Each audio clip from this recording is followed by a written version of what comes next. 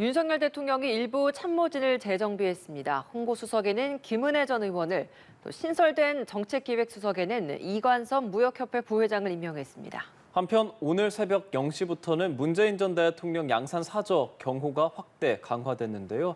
이러한 내용들 윤희석 전 국민의힘 대변인, 조기현 더불어민주당 법률위 부위원장과 함께 이야기 나눠보겠습니다. 두 분 어서 오십시오. 네, 안녕하십니까? 안녕하세요. 네, 대통령실 주말에 소폭 개편 단행했습니다. 일단 기존에 있었던 홍보수석을 교체했고 새롭게 정책기획수석이라는 자리를 신설했습니다. 홍보수석에 김은혜 전 의원 임명했고요. 그리고 정책기획수석에는 이관섭 전 무역협회 부회장, 현 무역협회 부회장이 이제 수석이 된 거죠. 그리고 공석이 됐었던 국가안보실 2차장 자리에 임종득 예비역 육군소장 임명됐습니다. 자, 쭉 보시기에 어떻게 평가를 하시고 이들을 임명한 배경 어떤 것이라고 보십니까? 예, 우선 김은혜 신임 홍보수석의 임명이 제일 눈에 띄죠. 지금까지 100일 정도 되는 새 정부 출범 이후의 기간 동안에 여러 가지 국정에 좀 어려운 부분이 노정이 됐었는데 그 이유 중에 하나가 국정 철학과 대통령의 어떤 의지가 제대로 국민들께 전달되지 않았다, 이런 지적이 있었고, 그런 차원에서 대선 과정에서 대변인, 공보단장, 그리고 인수위 때 또 대변인을 지냈던, 그래서 후보 시절부터 대통령의 뜻과 철학을 잘 이해하고 있다고 평가받는 김은혜 전 의원의 홍보수석 발탁이 가장 의미가 있다고 생각하고, 한 가지 더 짚을 것은 김은혜 홍보수석은 이명박 정부 때도 대변인으로서 그렇죠. 일을 했기 때문에 그렇죠. 대통령실의 이 홍보 업무가 무엇인지를 가장 잘 아는 분이다. 현 시점에서는 홍보 관련해서는 가장 적임자가 아닐까, 이렇게 평가를 합니다. 예, 그리고 이 국정 정책기획수석 이 자리는 박근혜 정부 때 보면은 국정기획수석이라고 있었습니다. 그 자리가 선임수석 비서관이었거든요. 근데 지금까지는 슬림한 대통령실을 만들자는 그런 차원에서 이 자리가 없었는데, 이제 대통령실이 너무 슬림한 것에 치중하다 보니 업무가 조금 원활치 않다는 지적. 그래서 원래대로 이 정책기획수석 자리가 국정기획, 과제, 이런 국정 전체 컨트롤 타워 역할을 할 수 있는 그런 업무를 담당하게 된다. 거기에 임명이 된 분이 이관섭 무역협회 부회장이다. 이렇게 말씀드리겠습니다. 예. 어떻게 평가를 하십니까? 이번 개편 이전에 전 국민적 요구는 인적 쇄신이었습니다. 총체적인 국정 난맥에 대해서 전면적인 쇄신을 통해서 국민들께 좀 새로운 모습을 보여줘라라는 게 요구였는데 아주 제한적인 개편이었습니다. 평상시 인사대로라고 하면 홍보수석에 김은혜 전 의원이 가시는 게 자연스럽고 타당해 보입니다. 대통령의 의중을 잘 아시는 분이고 전에 청와대 대변인도 하셨고 또 홍보의 어떤 필요성 부분에 있어서 좋은 선택이라고 볼 수 있는데, 지금은 홍보 문제가 아니라는 게 핵심이죠. 대통령이 지금까지의 어떤 태도라든가 여러 가지 그 재난 과정에서 보여줬던 모습이라든가 도어 스태핑 과정에서 국정이나 국민들의 생각과 다른 방향의 어떤 인식을 갖고 계신 것이 아닌가. 여러 가지 대통령 본인의 문제였는데 이것을 홍보의 문제로 보고 있는 인식 자체가 여전히 문제의 근본적인 원인을 잘못 진단하고 있다고 보여지고요. 인적 개편이든 쇄신이든 이것을 통해서 국민들 어떤 기대를 갖게 되는 거 아니겠습니까? 네. 그 기대라는 게 인적 개편을 했으니까 내일부터 당장 잘한다, 이런 걸 기대하는 게 아닙니다. 적어도 지금 지지율이 이렇게 낮고 정부나 대통령에 대한 비판이 이렇게 높다면 이런 국민들의 목소리를 듣고 있구나, 이런 걸 보여주는 게 인적 쇄신이고 개편인데, 적어도 이번 개편에서는 그런 모습을 전혀 보이지 못해서 많이 부족하고 대통령실이나 대통령께서 지금의 문제를 제대로 진단하고 계시지 못한 것 같다는 의문이 듭니다. 두 분께서 조금의 다른 좀 평가를 내놔주셨는데, 이번 지지율 하락의 가장 큰 원인 인사 문제를 꼽지 않습니까? 그 인사 문제를 담당하는 비서실장이라든지 총무비서관 등은 자리를 지키고 있는 상태에서 이렇게 소폭 개편이 있었다. 이 부분에 대한 부정적인 목소리도 나오는데 어떻게 들으십니까? 예, 그런 지적이 있을 수 있는데요. 예를 들어 국민들께서 직접적으로 느끼실 만한 부분은 정말 대폭 개편. 그래서 수석 을 뭐 몇 명을 바꾸고 뭐 비서실장도 바꾸고 이런 게 있을 수 있을 텐데 그렇다면은 적임자를 고르는 과정이 있어야 할 거고요. 예. 또 그 적임자를 고르는 과정에서 여러 가지 이 뭐라고 할까요? 검증 과정도 있어야 되고 그럼 그 시간 동안에 국정 공백을 어떻게 하냐 하는 문제도 있습니다.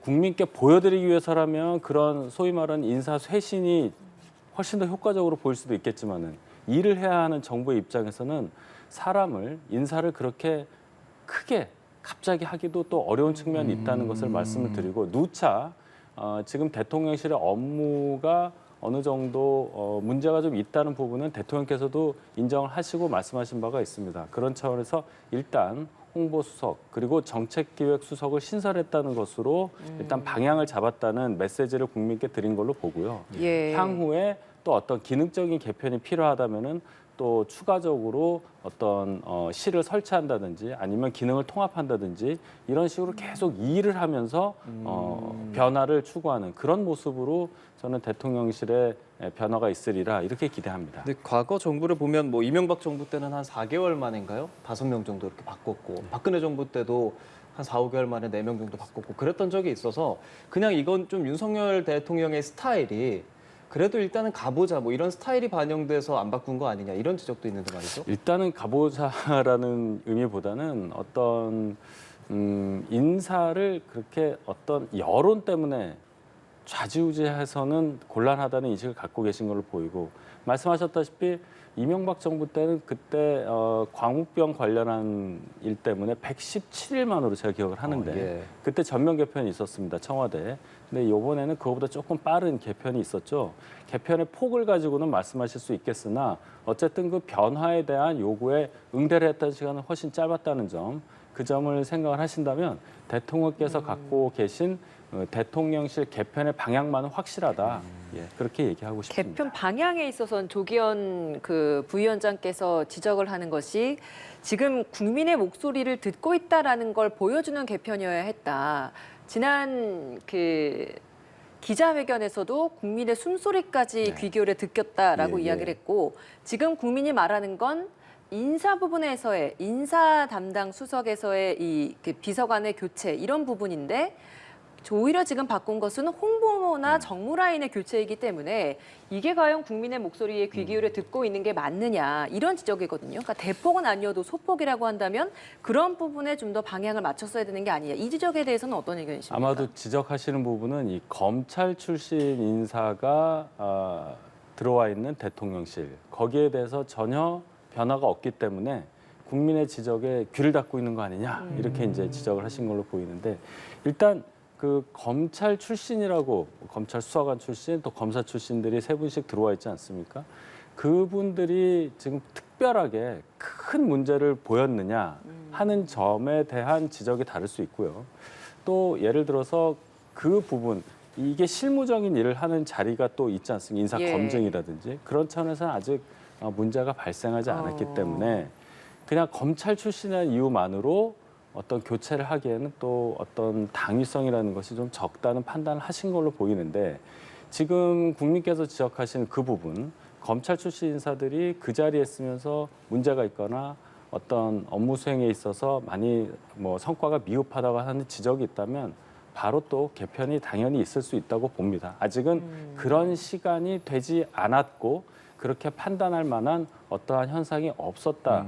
저는 그렇게 생각하고 있습니다. 예, 인사 분야에 있었던 특히 검찰 출신 인사들 교체해 달라라는 게 야당의 주장인 것 같은데 거기에 대해서 지금 당사자들 크게 문제 일으킨 거 없지 않느냐 이런 의견이시거든요.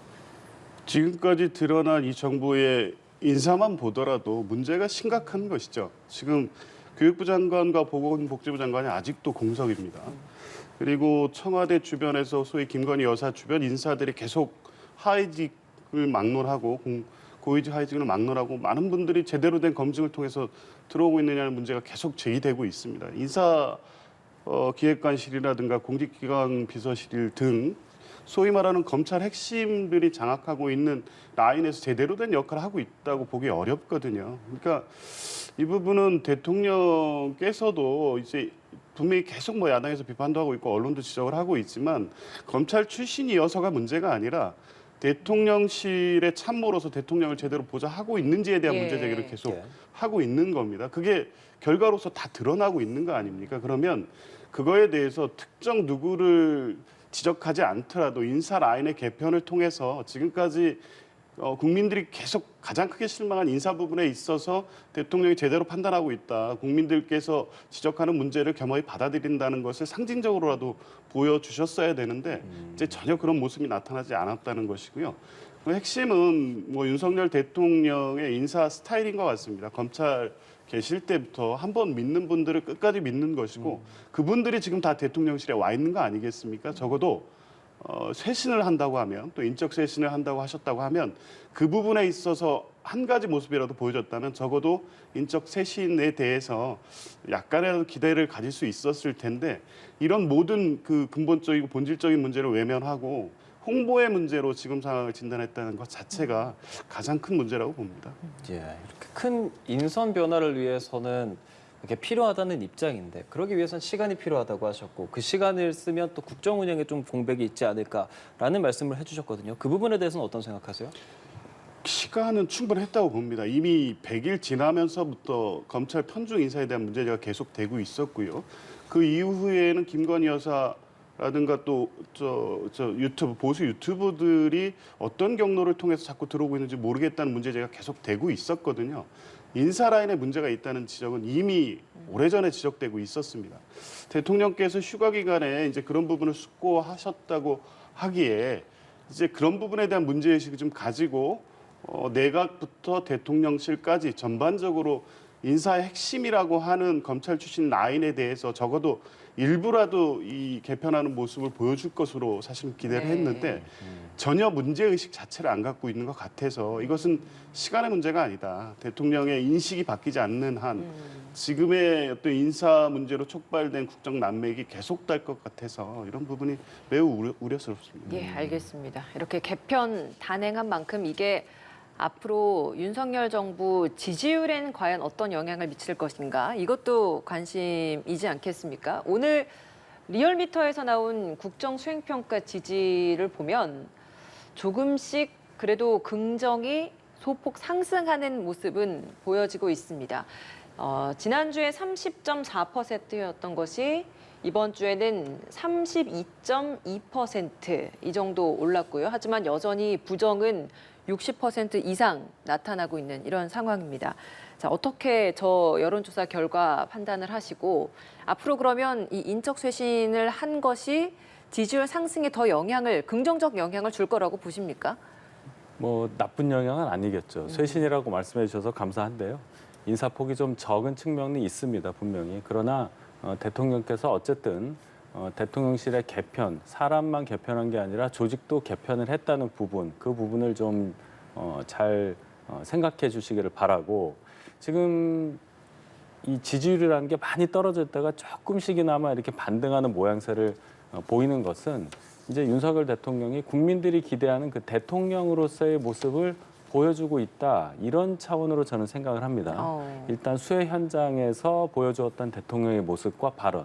그리고 물론 이 조사에는 반영이 안 됐지만은 어제 국회의장단과의 또 만남을 통해서 국정 협치를 하기 위한 어떤 기반을 마련을 했고 지난 금요일에 만난 만찬에 말씀하시는 거죠? 금요일인데, 예, 그렇습니다. 이제 그런 상황들을 볼 때 이 정쟁에 휩쓸리지 않고 국정에만 전념하는 모습을 계속 보여주고 계신 이 부분이 긍정적으로 계속 작용하리라 봅니다. 어쨌든 새 정부는 처음에 이 어려움을 겪고 지지율 반등을 위해서는 국정에 전념해서 성과를 보여주는 방법밖에 저는 없다고 보기 때문에 지금 대통령께서 보여주시는 이 일련의 과정과 이 모습들은 긍정적으로 국민들께 다가갈 수 있는 그런 계기가 되리라 이렇게 평가합니다. 예. 안에 구체적인 내용을 들여다보면 부울경 그리고 60대에서 긍정평가 상승폭이 가장 컸고요. 그리고 호남, 인천, 경기, 중도에서도 그리고 국민의힘 지지세에서도 오름세가 나타나는 전반적인 상승은 계속 나타나고 있는 것 같거든요. 어떻게 평가하십니까? 전반적인 상승이라고 보여지지는 않고요. 약간의 조정 국면이라고 보여집니다. 사실 짧은 기간에 계속 그 하락 추세가 이어지고 있었거든요. 근데 최근에 국민의힘 당내 상황을 보면 이준석 대표가 이제 대통령과 사실상 결별을 뭐 결심하고 정치 공세를 계속 하고 있는 상황도 있고 대통령 지지율이 계속 하락하다 보니까 이제 국민의힘 전통적 지지층에서 좀 불안감 이런 것들이 약간 작동을 하지 않는가 싶습니다. 그래서 그분들에서 일부 결집 효과가 나타나면서 약간의 이제 상승 국면이 나타났는데 이제 전체적으로 보면 그 실제 이게 상승 추세로 이어지기 위해서는 특히 20, 30대 과거 지지했던 분들이 돌아와야 되는데 오히려 그쪽에서는 약간 빠지고 있거든요. 그러면 추세 자체가 바뀐 것은 아니다. 국민의 힘의 어떤 내부적인 상황 이런 부분 때문에 전통적 지지층 중 일부가 네. 결집하는 효과 정도이지. 이제 그래서 지금의 상황을 가지고 대통령실이나 국민의 힘이 여론 자체를 오판하는 건 좀 문제라고 봅니다. 예. 대통령실에서 입장 하나 밝힌 것, 특별감찰관 관련해서 임명 국회에서 결정되면 100% 수용하는 것이다라는 입장을 밝혔거든요. 대통령실에서 이렇게 확실한 좀 언급이 나온 만큼 이번에는 좀 국회에서 합의를 하고 이 특별감찰관 제도를 운영할까에 대해서 좀 궁금증이 있는데 어떻게 생각하십니까? 네, 국회에서 이 특별감찰관은 추천을 하게 되면 3명을 추천하면 대통령이 임명을 하게 돼 있습니다. 그래서 국회에서 이제 추천안이 오면 당연히 해야 되는 거고 그 의사를 밝힌 겁니다. 이거는 선택의 여부가 아니라 오면 당연히 하는 거다. 이렇게 대통령실에서 입장을 예. 밝혔는데 특별감찰관이 설치가 되면 당연히 있어야 될 것입니다. 물론. 그런데 그렇게 되면 특별감찰관이 하는 일, 배우자, 또 대통령의 사촌 이내 친인척, 그리고 수석비서관급 이상에 예. 대한 감찰을 한다고 볼 때 지금 많이 야당에서 공격하고 또 국민들께서도 좀 의문을 갖고 있는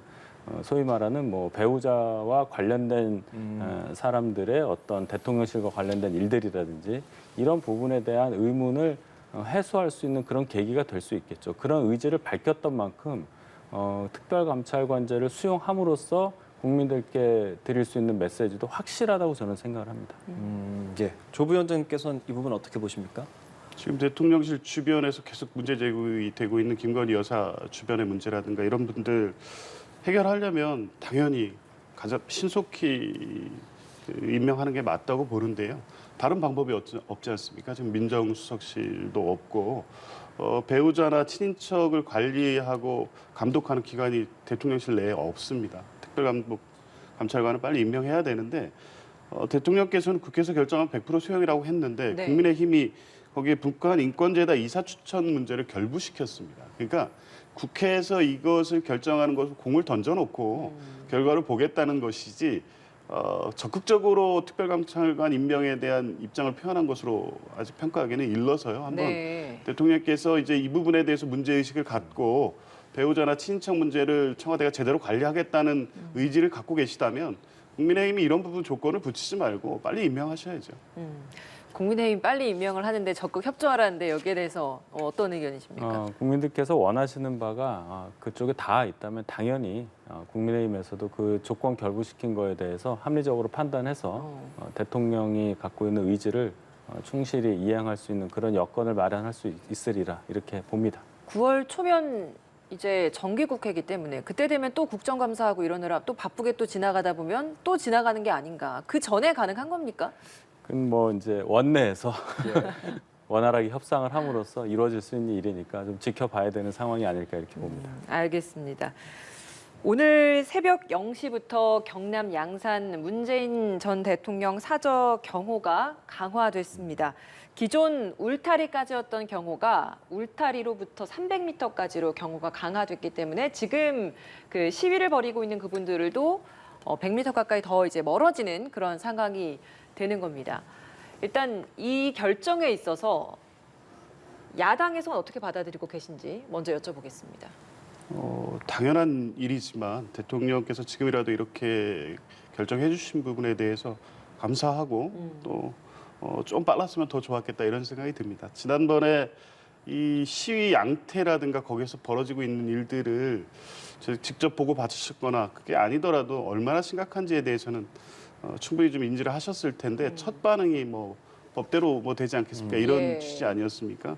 너무 냉정하다고 느껴졌거든요. 이게 그렇게 받아들일 문제의 선을 넘었다는 거는 누구라도 알 수 있는데 대통령께서 그렇게 인식하신다면 이것은 집회 시의 어떤 자유의 보장 문제가 아니라 어떤 정치적 어떤 대립하고 갈등에 있던 분에 대해서 그런 방식으로 이루어지는 것을 당연하게 생각하시는 게 아닌가라는 의문이 들었는데 이제 그 이후에 여러 가지 상황을 보고 받으시고 이제 엊그저께 만찬에서 이제 그런 결정을 하셨다니 다행스럽고요. 네. 이후에도 이런 문제는 좀 꼼꼼히 챙겨주셨으면 좋겠습니다. 이게 어떻게 보면 정치의 시작 아니겠습니까? 대통령께서는 뭐 여러 검찰 저 총장 출신으로 검찰을 통해서 법의 집행에 대해서 공정과 상식 이런 부분에 대해서 냉철하시고 그런 성과로 대통령 자리까지 오신 부분은 누구나 인정하지만 적어도 대통령은 정치인으로서 사회 갈등이나 이런 문제를 푸는 역할을 하셔야 되는데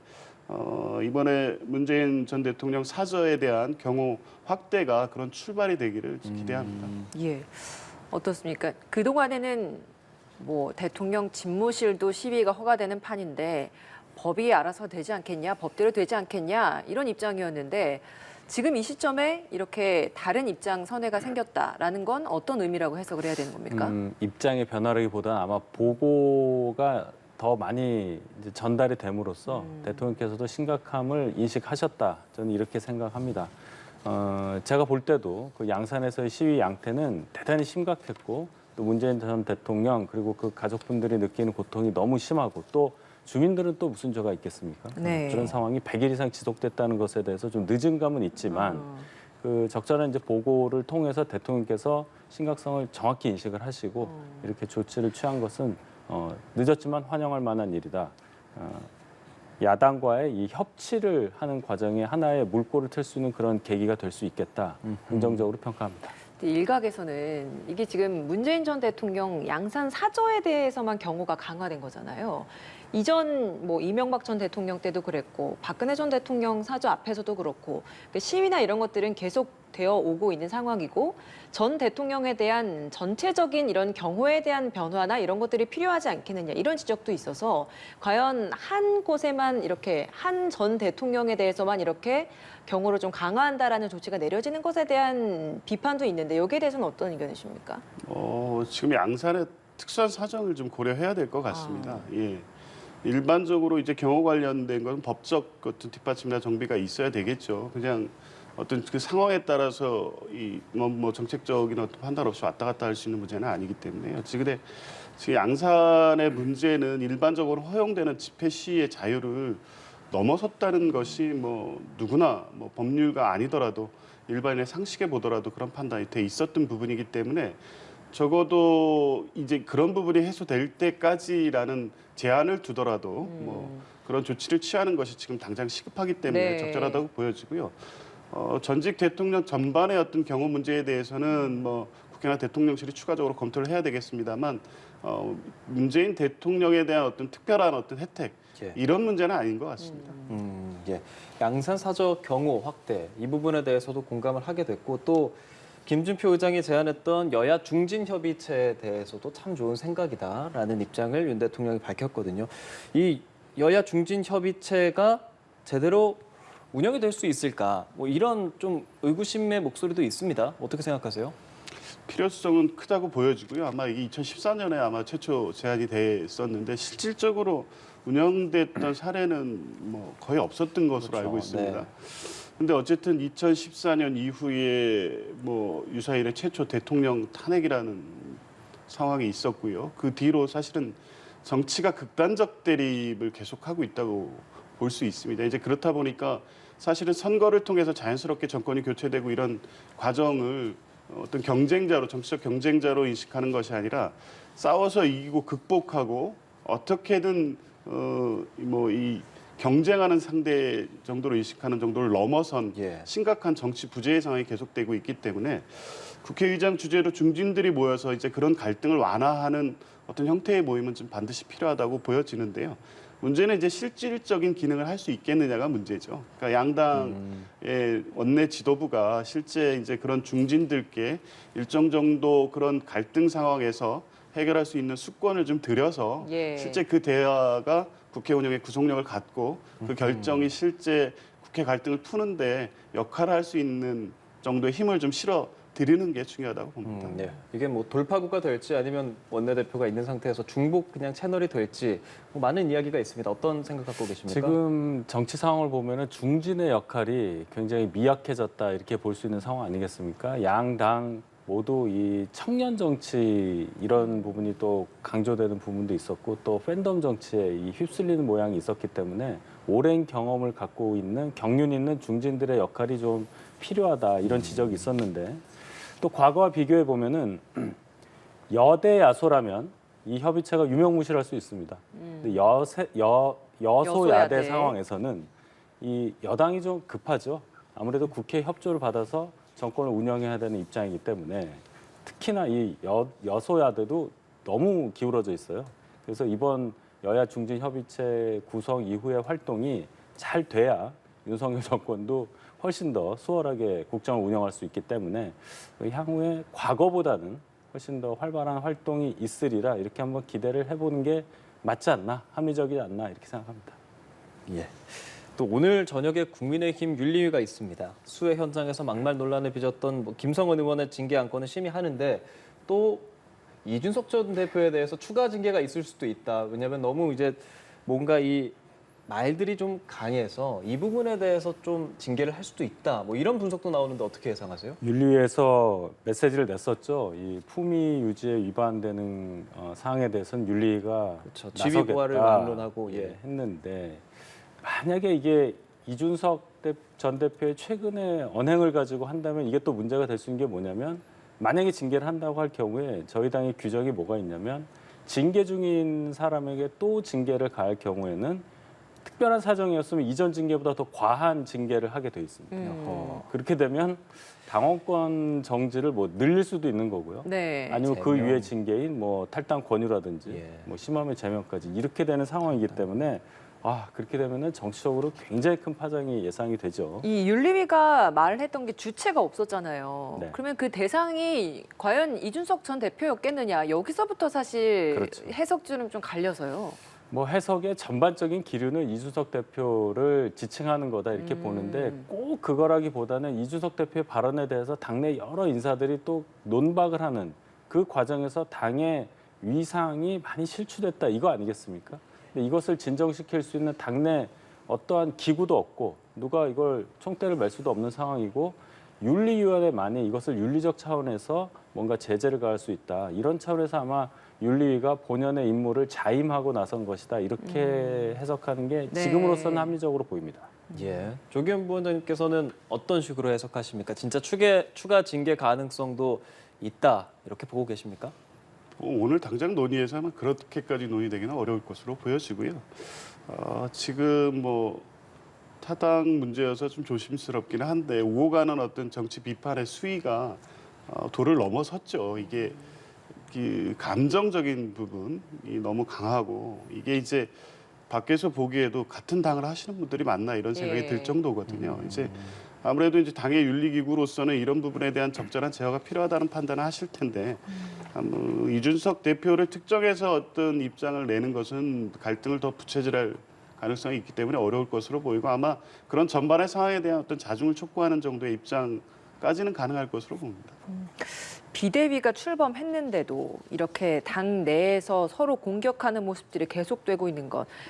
비단 이게 이준석 전 대표가 대통령을 공격하는 그런 표현 수위를 뿐만이 아니라 당 내에서 뭐 이철규 의원과 뭐 김용태 전 최고 사이에서의 뭐 고소전도 있는 상황이다 보니까 이런 모습은 왜 비대위가 구성이 됐는데도 계속 나오는 거라고 보십니까?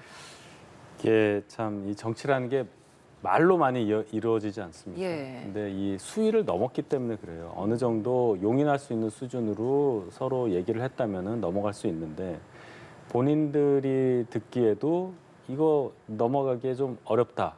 이러니까 서로 이제 법적인 판단을 구하고 또 언론에 이거를 노출을 하고 뭐 국회에서 또 기자회견을 하고 이런 상황이 계속 반복되는 상황이라고 보이는데 기본적으로 비대위 출범으로도 이 내용이 해결되지 않고 있기 때문에 그런 겁니다. 그래서 결론은 새 지도부가 정통성 있는 새 지도부, 전당대회를 통한 새 지도부 선출이 되기 전에는 이 과정이 어느 정도는 계속 이어지지 않을까라는 생각이 들고요. 또 또 새 지도부가 어떤 식으로 선출되느냐, 전당대 시기가 언제 되느냐, 이것도 또 이준석 전 대표를 비롯한 분들의 어떤 반발이라든지 이런 것과 연관이 되기 때문에 참 어려운 상황이다. 예, 그렇게 봅니다. 어제 주호영 비대위원장 전당대회 1월 말에서 2월 초쯤에 지도부 꾸려지는 방향으로 나아갈 것 같다라고 이야기를 했는데 말씀하시는 것처럼 지금 구성된 그 전당대회 출마하고자 하는 그 사람들 다 이해관계가 얽혀 있잖아요. 시기적으로. 지금 주호영 비대위원장이 뜻하는 대로 그 시기에 전당대회가 열릴 것인가? 이 부분 가능성은 어떻게 보세요? 그거는 굉장히 유동적이라고 봐야죠. 왜냐하면 일단 조기 전당대회, 조금이라도 빨리 전당대회를 하자는 의견도 당연히 있는 거고요. 그리고 주호영 원내대표처럼 이준석 대표 징계 기간이 살아있는 동안에 후보 등록을 해서 그래서 1월이나 2월쯤에 선출하는 그렇게 아주 절충안을 내는 분도 있고 또 이준석 전 대표는 하나 던졌습니다. 본인이 전당대회에 나갈 수 있어야 한다. 이렇게까지 얘기를 하거든요. 그러면 그 얘기는 후보 등록을 본인의 징계 기간이 끝난 1월 이후에 그럼 뭐 3월 뭐 이쯤에 전당대회가 있어야 된다는 얘기잖아요. 이렇게 여러 가지 이 각 정치 세력들 간의 이해관계가 맞물려 있기 때문에 지금으로서는 언제 전당대회가 있을 것이다. 이렇게 예측하는 것은 대단히 이르다. 이렇게 봅니다. 예, 당 상황에서 어쨌든 이 이준석 전 대표 관련해서 앞으로 어떻게 될까가 좀 중요한데 윤인석 대변인께서는 이준석 대표의 지금의 뭐 태도, 상황 어떻게 평가하세요?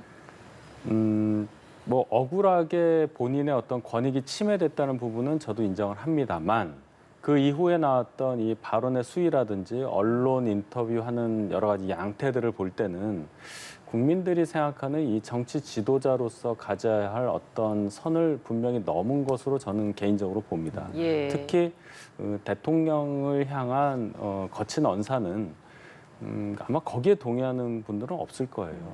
그래서 이준석 대표가 물론 아직 청년이라고 볼 수 있는 나이에 있어서 그럴 수 있다고 볼 수도 있지만 그래도 여당의 당대표를 지내셨던 분이기 때문에 그 정치적인 위상과 국민들께 끼칠 수 있는 영향 모든 것을 고려할 때 조금 자중자애하는 모습이 더 필요한 시점이 아닐까 이렇게 생각합니다.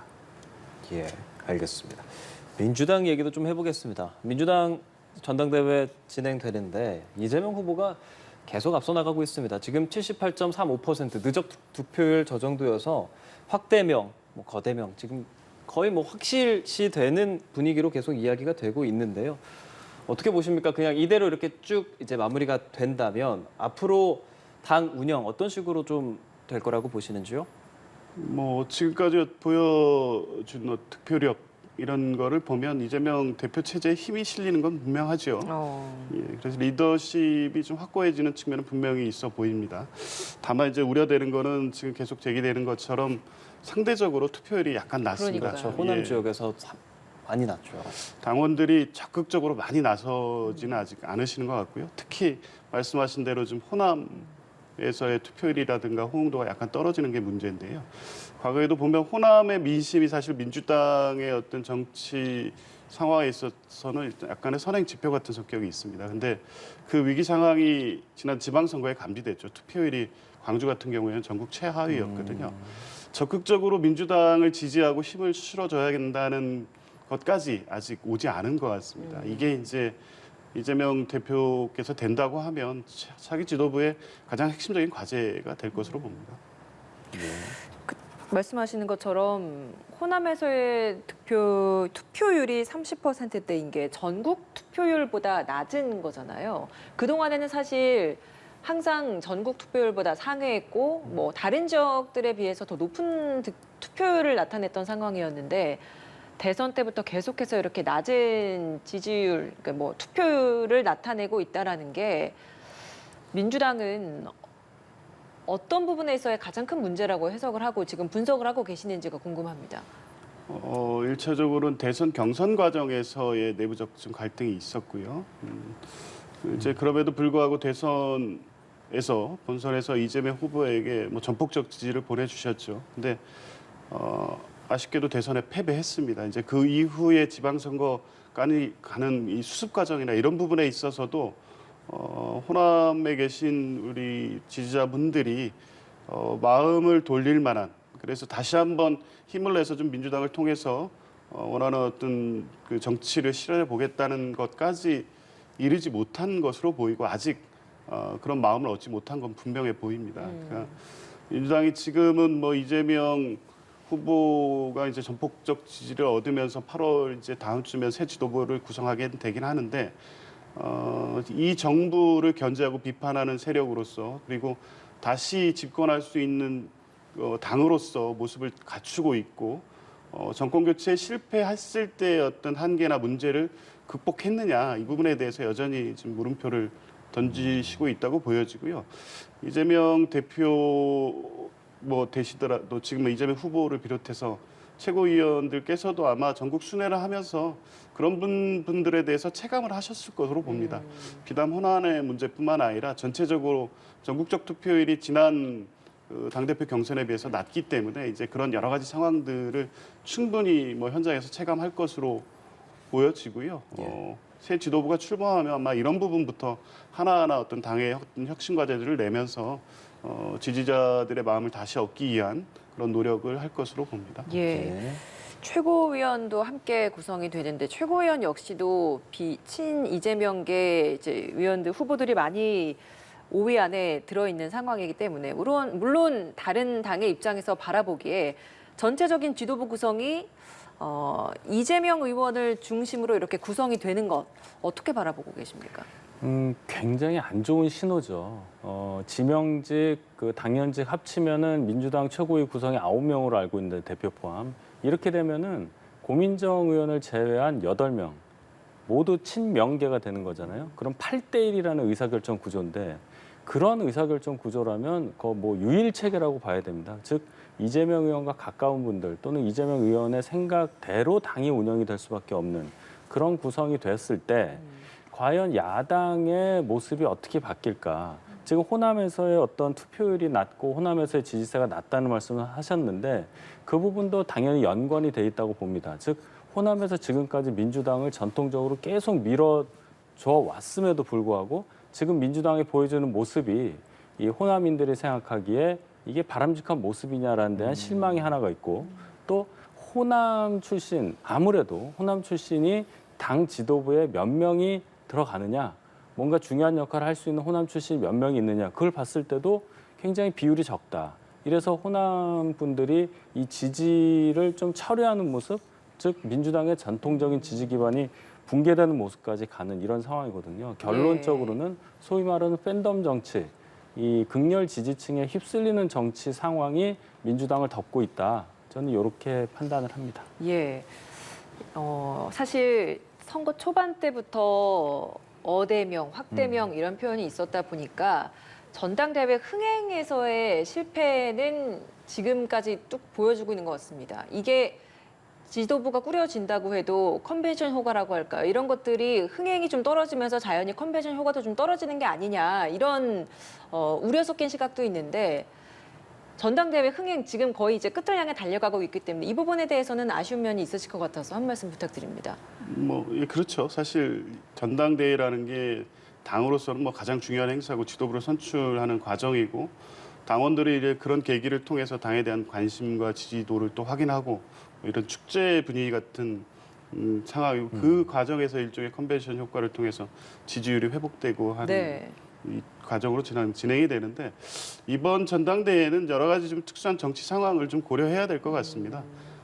지금의 사실 정치 이슈는 대통령의 어떤 낮은 지지율 또 국정 운영의 혼선 이런 부분 중심으로 해서 모든 정치 이슈가 지금 대통령이나 여당 중심으로 가고 있는 상황에서 치러지는 전당대회라는 점도 있고요. 지금 말씀하신 대로 뭐 경쟁자가 없이 거의 이제 독주하는 형태로 가다 보니까 이제 관심이 떨어지는 것도 사실이고요. 근데 이제 그런 상황에서는 사실 뭐 다른 것보다는 이 과정에서의 어떤 효과보다는 실제 선출된 지도부에 대한 어떤 기대나 이런 부분을 중심으로 좀 봐야 될 것 같습니다. 당원들의 전폭적인 지지 측면이 하나 있고 실제 이번에 약간 비율을 늘렸는데 국민 여론조사도 비율이 좀 높여서 들어가거든요. 일반 국민들을 상대로 한 조사에서도 크게 차이가 나지 않습니다. 이재명 후보에 대한 지지가. 그러니까 이게 당내 어떤 일반적인 친명 일색의 어떤 지도부 구성 이런 측면이 아니라 네. 야당의 강한 리더십을 요구하는 여론 전반의 어떤 이런 상황이 지금 뭐 민주당 전당대회에 반영되고 있다 이렇게 해석을 한다면 지금의 뭐 약간의 관심도가 떨어지는 전당대회 과정을 거치더라도 새로 선출된 지도부에 대한 어떤 기대, 당원들의 기대, 또 국민들의 어떤 기대를 반영해서 지도부가 그런 역할을 제대로 해준다면 뭐 컨벤션 효과가 아니라 야당에 대한 어떤 지지를 통해서 안정적으로 현 정부를 견제하는 역할을 해낼 수 있을 것으로 봅니다. 알겠습니다. 말씀 잘 들었습니다. 윤희석 전 국민의힘 대변인, 조기현 더불어민주당 법률위 부위원장이었습니다. 두 분 고맙습니다. 고맙습니다.